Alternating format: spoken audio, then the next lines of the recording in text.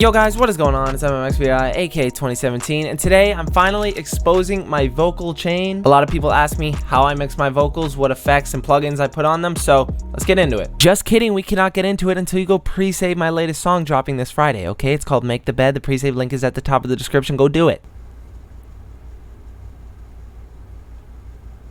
Did you do it? Damn, whatever. Even if you didn't, I appreciate you watching the video. Let's go. Here's a little preview of a track that I'm working on right now. If I'm gonna answer all of these questions, I'm gonna need me some lighter juice. If I'm gonna get to all of my goals, then I'm gonna need me a higher boost. Solid advice coming from the bitches trying to settle down in the caboose. Only working when I'm on the goose. Staying focused on my legacy, and you just want the women, money, and the coops. Where you at nowadays? So yeah, that's that. I think this shit's pretty fucking hard. My vocals have a bit of that melodic sound to them, but they also have a very like stomped, aggressive feel. And that's because I compress the shit out of my vocals. So when you record, just make sure you normalize everything to the same volume. If you have any like pre-effects that you do, like maybe minor compression or a little bit of like a hard limiter to cut off peaks, go ahead and do that first. For the vocal chain, I start out with auto-tune, and the auto-tune that I use is just the default one that comes with Adobe Audition. Now, before you flame me for using Adobe Audition, because what the fuck is Adobe Audition?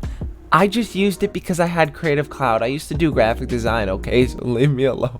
I get it. It's not fucking Logic Pro or FL Studio like the freaking top dogs do it, but this is what I'm comfortable in. It does all the same shit, and I find it extremely user-friendly. Thank you very much. I usually just have the retune speed and the sensitivity turned up all the way. After that, I have a CLA plugin on here. These are the settings that I have: attack all the way up, release all the way down, ratios at 28. I have this sitting at -15, and this one's at -31. After that, I have the exact same plugin. I just used the Frank Ocean preset that came with it. I can't remember if I made any adjustments to it, but I don't think I did. But either way, these are the settings. This one's -15, this one's -29, release is all the way up, and attack is somewhere between 4 and 5. The next plugin that I have is the VEQ4. I ended up purchasing the Horizon pack from Waves. If you don't already know what Waves is, definitely go check out that website. It is loaded with plugins. It's pretty much the standard place to go when you're looking for plugins for your program. I just threw on the Lily White male vocal preset, thought it sounded pretty good for my voice. After that, I have the Sibilance plugin. I don't know why the monitor is just coming through all green like this. It looks hella weird. It's like it's constantly detecting sound, but it won't look like this when you're actually like playing the song and using the plugin. I always have the detection up all the way. Threshold is around -20. I have the range here set to -13.4. This slider here pretty much determines how much it's going to lower the S sounds, and this is where the S sounds start getting picked up. I usually have it more towards the wide rather than the split. I think it just sounds better. You can also monitor the S sounds that it's picking up right here by just clicking this button. So as you like play it along, you're just gonna hear the S sounds alone, so you know how much it's doing, how loud they are, and yeah, super good plugin. After that, I have another CLA plugin on here. This is the CLA 3A. I have the peak reduction set at 4. The gain is set to 4.65, and yeah, just really compacting the shit out of the vocals. Then again, after that, I have another default Audition plugin. It's called Dynamics. Pretty much it just has an auto noise gate on. It's not doing a ton. It's very, very subtle. Then I also have the compressor on, again, not doing a lot. Then I also have a limiter on there. Obviously, these are the settings if you want to match them. This plugin is not necessary. I just think it does a little bit to the vocals, and it just sounds nice. After that, I have another EQ, which is called the FTP filter. This is built into Audition as well. I just find this is nice. You can literally just click and add a point wherever you want, and it's just gonna boost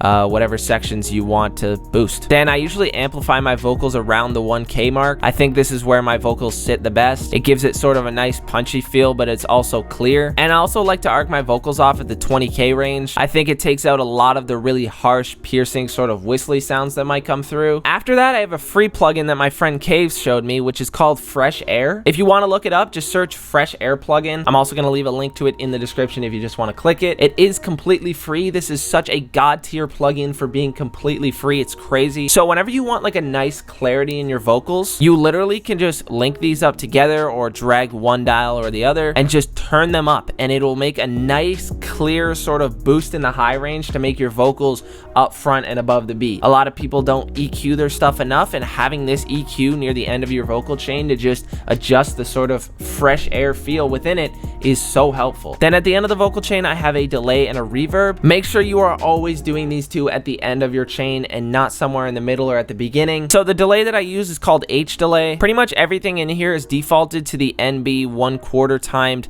preset. So when you go into the presets, it's just down here. You just click on that. The things I did change was I turned on ping pong so it goes left and right whenever it echoes. I have the dry and wet set to just 10. My feedback is just set at 40. Obviously you want it to be on time with the BPM of the song. And yeah, that's pretty much all I do for the delay. Then for my reverb, I'm using the IR-L full stereo plugin. The preset that I have on is just A room-1. I have the dry/wet set to 2%. So it just adds a nice little subtle reverb. It's not obvious, and I don't really like my stuff sounding super reverbed anyway, but even though it is a very subtle difference, it does sound really nice. So here's the vocals without the preset. If I'm gonna answer all of these questions, I'm gonna need me some lighter juice. If I'm gonna get to all of my goals, then I'm gonna need me a higher boost. I mean, they're not bad, but they're definitely fucking raw. And here's with the vocal preset on. If I'm gonna answer all of these questions, I'm gonna need me some lighter juice. If I'm gonna get to all of my goals, then I'm gonna need me a higher boost. Solid advice coming from the bitches trying to settle down in the caboose. Only working when I'm on the goose. Staying focused on my legacy, and you just want the women, money, and the coops. Where you at nowadays? If you need mixing and mastering yourself, definitely go to sounds-of17.com. I'm gonna leave that linked in the description as well. We offer mixing and mastering services for a very affordable price. I'm gonna throw the prices up on screen right now. And there's also a service on there where you can get your own preset made for FL Studio. Right now we're only doing FL, but hopefully in the future we can get presets made for